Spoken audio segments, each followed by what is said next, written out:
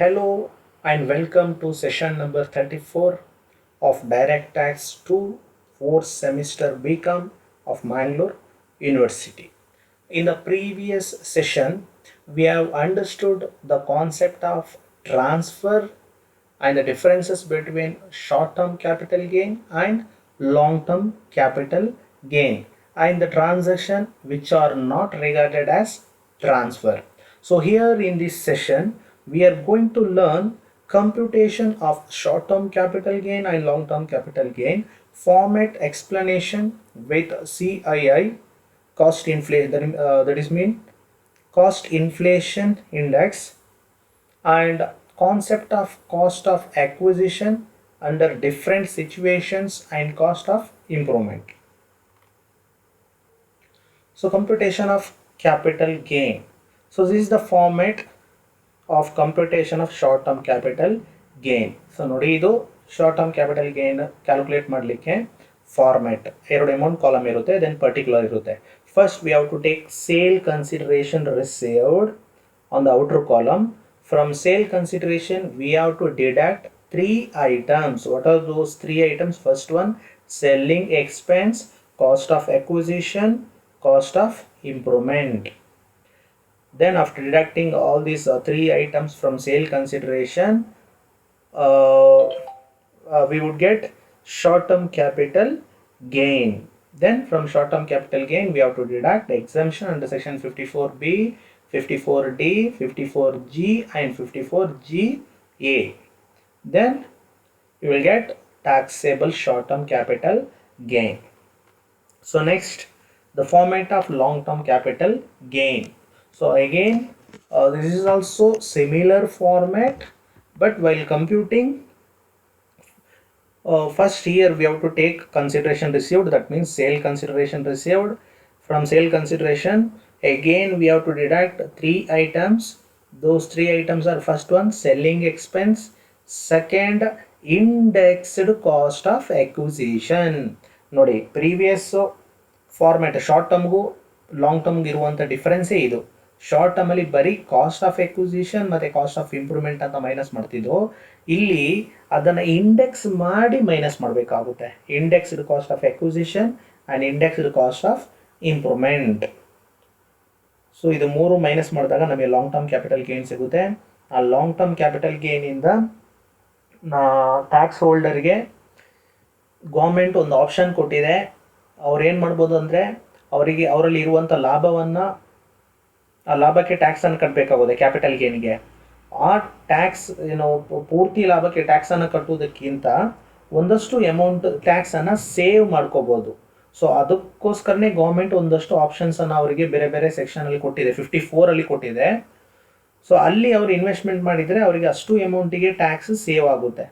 So less exemption under section 54, 54B, 54D, 54EC and 54F. Then you will get taxable long term capital gain. So ಸಿಕ್ಕಿದಂಥ ಆನ್ಸರ್ಗೆ ಟ್ಯಾಕ್ಸನ್ನು ಕಟ್ಟಬೇಕಾಗುತ್ತೆ. Next, ಆ indexation ಹೇಗೆ ಮಾಡೋದು ಅಂತ. So indexed cost of acquisition. Cost of acquisition ಅಂದರೆ purchase. ನಾವು ಆ ಪ್ರಾಪರ್ಟಿಯನ್ನು ಮೊದಲು ಪರ್ಚೇಸ್ ಮಾಡಿರ್ತೀವಲ್ಲ, ಈಗ 3 ವರ್ಷ ಮುಂಚೆ, 3 ವರ್ಷದ ನಂತರ ಸೇಲ್ ಮಾಡೋ ಪ್ರಾಪರ್ಟಿಯನ್ನೇ ಲಾಂಗ್ ಟರ್ಮ್ ಅಂತ ಕರೆಯುವಂಥದ್ದು. ಈಗ 3 ವರ್ಷ ಮುಂಚೆ ಯಾವುದೋ ಒಂದು ಪ್ರಾಪರ್ಟಿಯನ್ನು ಪರ್ಚೇಸ್ ಮಾಡಿರ್ತೇವೆ, ಅದನ್ನು ಆವಾಗ 3 ವರ್ಷ ಮುಂಚೆ 10 ಲಕ್ಷಕ್ಕೆ ಪರ್ಚೇಸ್ ಮಾಡಿರ್ತೇವೆ. ಈಗ 3 ವರ್ಷದ ನಂತರ ಅದನ್ನು 15 ಲಕ್ಷಕ್ಕೆ ಸೇಲ್ ಮಾಡ್ತೀವಿ. ಬಟ್ ಆ 3 ವರ್ಷ ಮುಂಚೆ 10 ಲಕ್ಷಕ್ಕೆ ನಾವು ಪರ್ಚೇಸ್ ಮಾಡಿರ್ತೀವಲ್ಲ, ಆ 10 ಲಕ್ಷದ ವ್ಯಾಲ್ಯೂ 3 ವರ್ಷದ ನಂತರ ಇವಾಗಕ್ಕೆ ಸ್ವಲ್ಪ ಜಾಸ್ತಿ ಆಗಿರುತ್ತೆ. ಅದನ್ನೇ ನಾವು ಈಗ ಪ್ರೆಸೆಂಟ್ ವ್ಯಾಲ್ಯೂಗೆ ಕನ್ವರ್ಟ್ ಮಾಡ್ಕೊಳ್ಳುವಂಥದ್ದು, ಇಂಡೆಕ್ಸ್ ಮಾಡುವಂಥದ್ದು. Okay, COA means cost of acquisition, CII means cost inflation index. Yes, cost of acquisition into CII for the year in which asset is transfer. ನಾವು ಯಾವತ್ತೂ ಅಸೆಟ್ ಟ್ರಾನ್ಸ್ಫರ್ ಆಗಿರೋದು ಪ್ರೀವಿಯಸ್ ಇಯರೇ ತೊಗೊಳ್ಳೋದು, 2019-20 divided by cost inflation index for the year of acquisition. ನಾವು ಯಾವ ವರ್ಷ purchase ಮಾಡಿದ್ದೀವಿ ಆ ವರ್ಷದ ಇಂಡೆಕ್ಸನ್ನು ತೊಗೋಬೇಕು. ಆ ಇಂಡೆಕ್ಸ್ ಎಲ್ಲ ಮುಂಚೆ ನೆಕ್ಸ್ಟ್ ಬರುತ್ತೆ, ನಾವು ನಿಮಗೆ ಕ್ಲಿಯರ್ ಆಗುತ್ತೆ. Next, indexed cost of improvement. So suppose ಏನಾದರೂ ನಾವು ಆ ಪ್ರಾಪರ್ಟಿಯಲ್ಲಿ ಇಂಪ್ರೂವ್ಮೆಂಟ್ ಏನಾದರೂ ಮಾಡಿದರೆ, ಈಗ ಫಾರ್ ಎಕ್ಸಾಂಪಲ್ ಮನೆ ಕಟ್ತಾ ಇದ್ದರೆ ಅಥವಾ ನಮ್ಮ ಒಂದು 2 ಬೆಡ್ರೂಮ್ ಮನೆ ಇದೆ, ಎಕ್ಸ್ಟ್ರಾ ಒಂದು 2 ವರ್ಷ ಆದ ನಂತರ ಮತ್ತೊಂದು ಬೆಡ್ರೂಮನ್ನು ಆ್ಯಡ್ ಮಾಡಿರ್ತೀವಿ ಅಂತಿರಲಿ, ಒಂದು ರೂಮನ್ನು ಎಕ್ಸ್ಟ್ರಾ ಆ್ಯಡ್ ಮಾಡಿರ್ತೀವಿ. ಸೊ ಅದೇನಾಯಿತು, ಇಂಪ್ರೂವ್ಮೆಂಟ್ ಆಯಿತು. ಅದನ್ನೇ ನಾವು ಕಾಸ್ಟ್ ಆಫ್ ಇಂಪ್ರೂವ್ಮೆಂಟ್ ಅಂತ ಕರೆಯೋದು. ಅದನ್ನು ಇಂಡೆಕ್ಸ್ ಮಾಡಬೇಕು. ಅದನ್ನು ಇಂಡೆಕ್ಸ್ ಮಾಡೋದು ಹೇಗೆಂದರೆ COI ಅಂದರೆ cost of improvement into CI for the year of transfer ಅಂದರೆ 2019-20 ಇದ್ದಂತಹ index divided by cost inflation index for the year of improvement. Next cost inflation index number ನೋಡಿ, ಇಂಡೆಕ್ಸ್ ನಂಬರ್ ಅವರೇ ಕೊಟ್ಟಿದ್ದಾರೆ ನೋಡಿ. ಇದು ಸೆಂಟ್ರಲ್ ಗೌರ್ಮೆಂಟ್ ಕೊಡುವಂಥದ್ದು. Index issued by the central government with regard to average rise in the consumer price index. ನೋಡಿ previous year 2001-2 ಇಂದ start ಆಗುತ್ತೆ.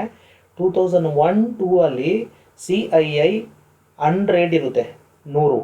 ಅಲ್ಲಿಂದ ಪ್ರತಿ ವರ್ಷ ಜಾಸ್ತಿ ಆಗ್ತಾ ಬರುತ್ತೆ ನೋಡಿ. 2002-3, 2003-4, 4-5, 2005-6 ಅಲ್ಲಿ 117. ಹಾಗೆಯೇ ಬಂದು ಲಾಸ್ಟಿಗೆ ನೋಡಿ 2019-20 ಎಷ್ಟಿದೆ, 289 ಇದೆ. ಅದರ ಅರ್ಥ 2001ರಲ್ಲಿ ನಿಮ್ಮ ಹತ್ರ 100 ರೂಪಾಯಿ ಇದ್ದಿದ್ರೆ, 2001ರಲ್ಲಿ 100 ರೂಪಾಯಿ ಇದ್ದರೆ ಅದೇ 100 ರೂಪಾಯಿದು ವ್ಯಾಲ್ಯೂ ಇವಾಗ 289 ರೂಪಾಯಿ ಅಂತ ಅರ್ಥ. ಹಾಗೆ ಈಗ ಫಾರ್ ಎಕ್ಸಾಂಪಲ್, ಈಗ 2001ನಲ್ಲಿ ನೀವೊಂದು ಫಿಲಮ್ ನೋಡ್ಲಿಕ್ಕೆ ಹೋಗ್ತೀರಾ ಅಂತಿರಲಿ. ಆಗ ಥಿಯೇಟ್ರಲ್ಲಿ ಟಿಕೆಟ್ ಪ್ರೈಸ್ 100 ರೂಪೀಸ್ ಇತ್ತು. ಯಾವಾಗ 2001ನಲ್ಲಿ ಟಿಕೆಟ್ ಪ್ರೈಸ್ ಎಷ್ಟಿತ್ತು, ಎಕ್ಸಾಂಪಲ್ ಕೊಡ್ತಿರೋದು ಅಷ್ಟೇ, 100 ಇತ್ತು. ಅದೇ ಟಿಕೆಟ್ ಪ್ರೈಸ್ ಇವತ್ತು ನೀವು ಫಿಲಮಿಗೆ ಹೋದರೆ 289 ರೂಪಾಯಿ ಆಗಿದೆ ಅಂತ ಅರ್ಥ ಇದು. ಹಾಗೆ ಇನ್ಫ್ಲೇಷನ್, ಅದು cost inflation index. Next, cost of acquisition of capital asset refers to the cost of purchasing or constructing the capital asset. Points to be ನೋಡ್ರಿ, ಇಲ್ಲಿ ಕೆಲವೊಂದು ಪಾಯಿಂಟ್ಸನ್ನು ನಾವು ನೋಡ್ಕೋಬೇಕಾಗುತ್ತೆ. Cost of acquisition of previous owner. If the cost of acquisition of the capital asset to be present owner cannot be ascertained, then the cost of acquisition of that asset to its previous owner should be taken as its cost of acquisition in the hands of the present owner. ಕೆಲವೊಮ್ಮೆ ಈಗ ತಂದೆಯಿಂದ ಮಗನಿಗೆ asset transfer ಅಲ್ಲಿ ಆಗಿರುತ್ತೆ. ಅಂಥ ಸಂದರ್ಭದಲ್ಲಿ ಈಗ present owner ಯಾರು ಮಗ ಆಗಿರ್ತಾನಲ್ಲ, ಮಗನ ಹತ್ರ ಇರುವಂಥ ಕಾಸ್ಟ್ ಆಫ್ ಮಗ ಎಷ್ಟಕ್ಕೆ ತೊಗೊಂಡ ಅನ್ನೋದು ವ್ಯಾಲ್ಯೂ ಕೊಡೋದಿಲ್ಲ ಅಲ್ಲಿ.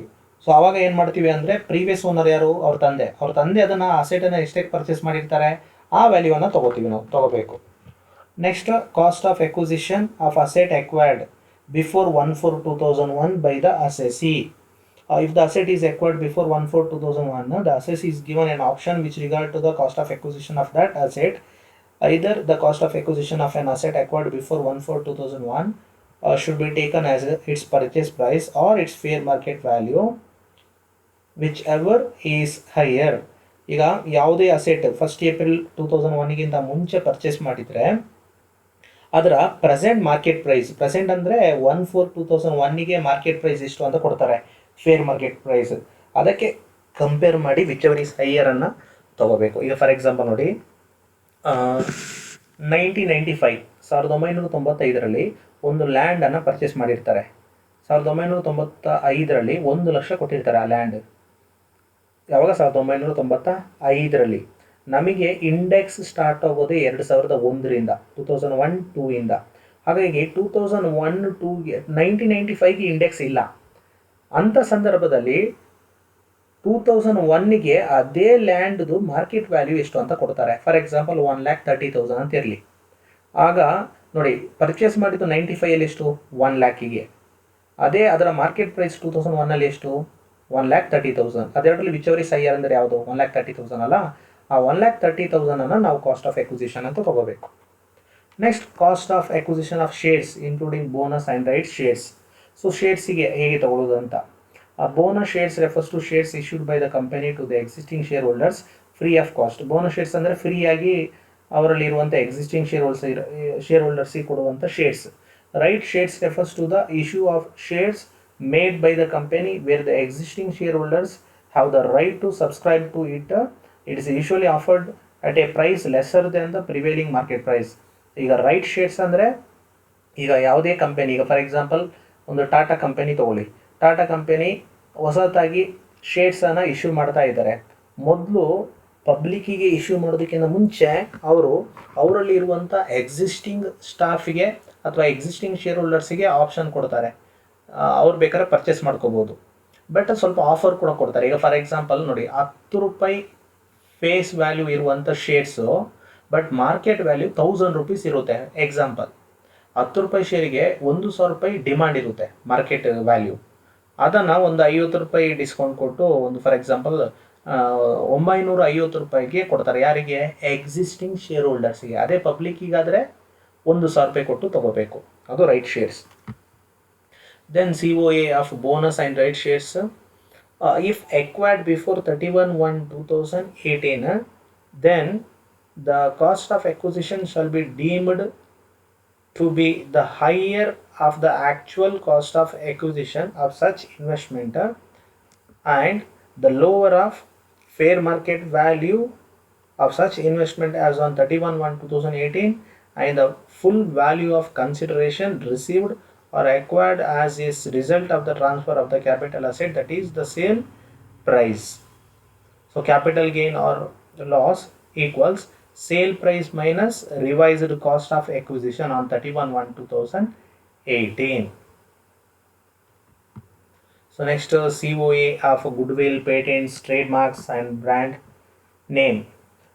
If the asset is purchased from the previous owner, cost is the purchase price. In any other case, cost is nil. Cost of acquisition of depreciable asset. In case of depreciable asset, the return on value as on the date of its transfer shall be taken as the cost of acquisition. So ಏನಾದ್ರು ಡಿಪ್ರಿಷಿಯಬಲ್ asset ಎಲ್ಲ ಇದ್ದರೆ return on value ಕೊಡ್ತಾರೆ, ಅದನ್ನೇ ತೊಗೋಬೇಕು. Then important points: capital gain or loss arising on the transfer of a depreciable asset, whether it is held of more than or less than 12 months, 24 months, 36 months, is always short term. So ಅಂದರೆ ಡಿಪ್ರಿಷಿಯಬಲ್ asset ಎಷ್ಟು ವರ್ಷ ಇಟ್ಕೊಂಡ್ರು ಅಷ್ಟೇ, ಅದು short term ಅಂತಲೇ ನಾವು consider ಮಾಡುವಂಥದ್ದು.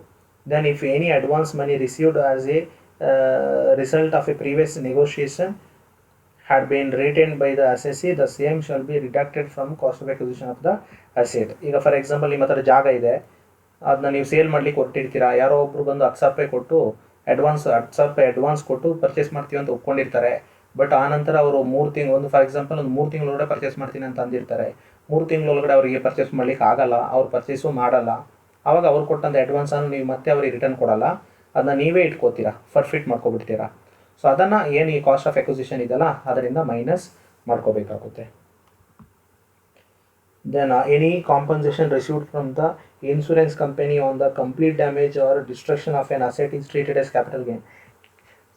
ಈಗ ಯಾವುದಾದ್ರೆ, ಈಗ ಟ್ರಕ್ ಇರಲಿ, ವೆಹಿಕಲ್ ಇರಲಿ, ಈಗ ಒಂದು ಮೋಟರ್ ಕಾರ್ ಇದೆ ನಿಮ್ಮ ಹತ್ರ, ಅದು ಆಕ್ಸಿಡೆಂಟ್ ಆಗಿ ಫುಲ್ ಕಂಪ್ಲೀಟ್ ಡ್ಯಾಮೇಜ್ ಆಯಿತು, ಕಂಪ್ಲೀಟ್ ಡಿಸ್ಟ್ರಾಯ್ ಆಯಿತು. ಆವಾಗ ಇನ್ಶೂರೆನ್ಸ್ ಕಂಪನಿಯಿಂದ ನಮಗೆ ಕ್ಲೇಮ್ ಬರುತ್ತೆ, ಅದನ್ನೇ ನಾವು ಸೇಲ್ ಕನ್ಸಿಡರೇಷನ್ ಅಂತ ತಗೋಬೇಕು. Then cost of improvement, it refers to the cost incurred by the assessee for improvement of assets. In the case of goodwill, the cost of improvement is always nil. In the case of other capital asset, cost of improvement should be taken into account for calculating the capital gain only if it is incurred after 1/4/2001. ಯಾವುದೇ capital improvement cost of improvement ಇದೆಯಲ್ಲ, ಅದು 1/4/2001 ನಂತರ ಇದ್ದರೆ ಮಾತ್ರ ತಗೋಬೇಕು. Then in the case if the assessee acquired the asset as a gift or as per the will or inheritance, then the cost of improvement incurred by the previous owner will be taken as the cost of improvement in the hands of the assessee. Then any cost of improvement incurred by the assessee prior to 1/4/2001 will not be considered for indexation at all. Yes, thank you.